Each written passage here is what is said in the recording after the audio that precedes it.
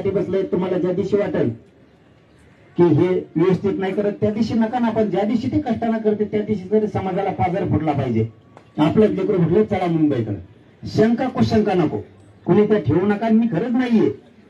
आणि तुमच्याकडून काही चुका झाल्या असल्या तुम्ही मान्य करा समाजापुढे, मी करतो. मी चुकलेल्या समाजाला सांगतो, सगळं महाराष्ट्रात तुम्ही सुद्धा धनगर बांधव ऐकता, मी सगळं मान्य करतो. असं असं झालंय, तुमच्याकडून काही झालं असेल सोडून द्या. आता आमचं ते आता मला यांनीच सांगितलं, आम्ही कुणी तुम्ही म्हणले, आम्ही व्यासपीठावर ठरवलं असा असं विषय तसा तसा आहे, तुमच्यासारखं समजा एकच बसायचा. पण आमचं मेनू ठरलं, आमचेच लोक म्हणले व्यासपीठावर नको दुसरं कोणी, तुम्ही एकटे.